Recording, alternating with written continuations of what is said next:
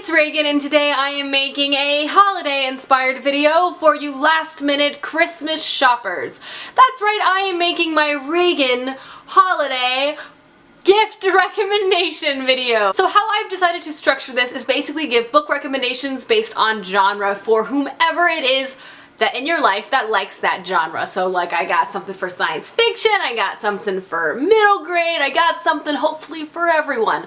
I'm trying to cover your bases for you on this last minute holiday shop-a-thon that is upon us. So the first genre I'm going to recommend for is historical fiction. And for that I picked The Bronze Horseman by Paulina Simon, and this novel is set during World War II in Russia, in St. Petersburg, and well, during this time known as Leningrad, and it follows our main character who falls in love with a soldier. This is a trilogy, it's very dramatic, it's very like angsty, it's a page turner for sure, and it has a lot of character growth throughout the series. I really enjoy this series. I love Russian historical fiction. I think this is a great gift for anyone who likes something like this. It's an A+ winner. Plus, it's also really pretty, portable, and floppy. Great for your reader on the go. Next up, I have a recommendation for someone who's really into literary fiction or novels that are kind of like award-winning, you know, people who just really pay attention to the list, like Man Booker, National Book Award, etc., etc. So for that, I'm recommending Station 11 by Emily St. John Mandel. This honestly is a book for any reader out there that if you really think this particular synopsis sounds good to them, because this book is such a fast read, and honestly I have come across so many people who have read this and we just love to talk about it. It's just a book that sticks with you. This is a novel set kind of in the near future. Essentially a giant epidemic hits the world and pretty much kills everyone, and so it follows individuals on the eve of this epidemic and also individuals like 50 years in the future or 150 years in the future, and kind of how their lives intersect and cross in very interesting ways. This book is so well crafted and very interesting. It has a lot of cool connections and questions about humanity and what makes us human. I loved this book. I read it so quickly. Like, I honestly feel like this is such a safe bet too to give anyone, because if they haven't read it, they will love it. Guaranteed. Next up, I have a dystopian pick, and this is a young adult dystopian pick, and that is The Walled City by Ryan Groudon. This is a really interesting dystopian because it's inspired by real life events. Essentially, there was a city in China, I believe, that was destroyed in the 80s that was entirely walled in, and that's where a lot of crime happened, like you just didn't want to go there. So this is inspired by that, and in fact might actually be quite accurate. Essentially, it follows a walled city in this area.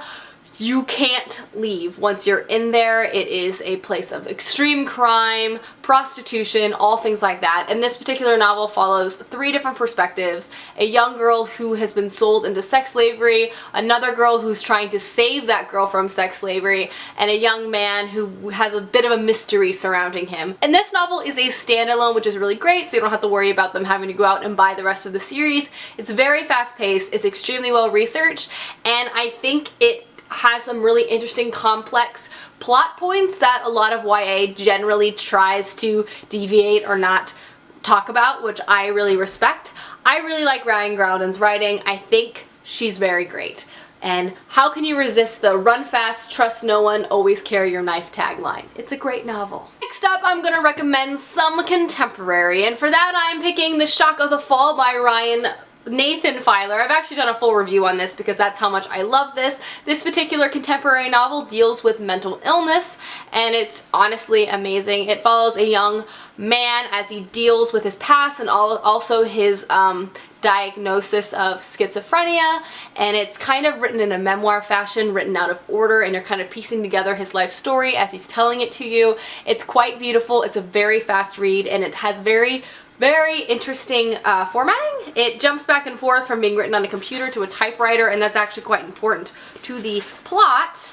And when it's written on a typewriter, it has typewriter font, etc. This honestly is a great book. If you're not hooked yet, let me read the synopsis, because this is one of my favorite synopsises of all time. I'll tell you what happened because it's a good way to introduce my brother. His name's Simon. I think you're going to like him. I really do. But in a couple of pages, he'll be dead, and he was never the same after that. Boom! This story is amazing. I promise. Next up, I'm going to recommend some young adult fantasy, and for that I'm going to recommend the Fallen Kingdom series by Morgan Rose. There are officially 4 books out and a prequel, so this is a very well-established series that still has books coming out, so it's always fun to anticipate. For me, this is a great book to give someone, especially as a way to introduce them to fantasy. It is a very fun and fast-paced series following multiple perspectives, so it kind of has that Game of Thrones, highly political feel. However, the writing is a lot more engaging and a lot more less annoying and less complicated, unlike George R.R. Martin's writing. So I just feel like this is a really great series for anyone like that. It has multiple kingdoms, rebel groups. It's great, and the twists and turns are quite fascinating. I am almost caught up in the series. I haven't read the new one as it literally just came out, but it's an amazing series. It's great, I promise. Next up, I'm going to recommend a science fiction novel, and this is one of my favorite books I've actually read this year, so obviously I highly recommend it. And it is The First 15 Lives of Harry August. Now, this is an interesting science fiction novel because it's not that it's set in space or there's aliens involved. It's more that it deals with the concept of time and time travel. Our main character, Harry August, basically has the curse or gift of living his life, dying, and then living that same life again with all of his memories of the previous life. So, interesting concept. And then one day, as Harry is lying on his deathbed for probably the 13th time, someone comes up to him and says, "The world is ended. You need to solve it. You need to figure it out." So he has to die and then try to figure out who is ending the world in his lifetimes and using all of his knowledge. It's such an interesting book, and the main character has an amazing dry British humor and narration. Honestly, if you like audiobooks, this is a great audiobook to listen to as well. It is just top notch. I love this book so much. It's amazing. In fact, I honestly already want to reread it, and it hasn't even been a year. Next up, we have middle grade or novels for the young at heart or the young reader, because obviously I've read these and loved them, and I am 21 years old, so you don't have to be a child to read these. Next up, we have a pretty darn obvious one, and that is Harry Potter and the Sorcerer's Stone Illustrated Edition. This just came out this year and is honestly the perfect gift for anyone in your life. Your grandmother, your uncle, your neighbor, the mailman. This is Harry Potter and the Sorcerer's Stone, rewritten with full-page colored illustrations all throughout this bad boy. It's amazing. They're releasing one a year for the next 7 years. So basically for the next 7 years, you have a Christmas gift for someone because you can just keep buying them the next one in the series. It's genius. It's genius. But if that person already has it, which I imagine a lot of people in your lives do because it's Harry Potter, I also recommend The Search for Wandala by Toni Ditsalitzi. This is a middle grade science fiction adventure story following our main character Eva 9 as she finds out about her family, her past, and all sorts of things in the world around her. This novel also houses beautiful full-page illustrations. For me, a middle grade novel that houses pictures only enhances the reading experience. I really, really love it, so this is a great gift too. And the last category is miscellaneous, or aka coloring books, or things for people that don't really like reading but you still want to get them something bookish. I have 2 coloring books to show off. The first one being a famous one, and that is The Enchanted Forest. This one is stunning. It's full of beautiful forest illustrations that anyone who loves to color can enjoy, and they're just such lovely patterns. Really, it's an all-year experience. I also have, though, Christmas to Color, which is a Christmas coloring book, which is just darn festive if you ask me. Oh, I'm dropping them. Oops, sorry. But like, Christmas! In fact, I'm gonna do this soon. I'm gonna do both of these. It's gonna be fun.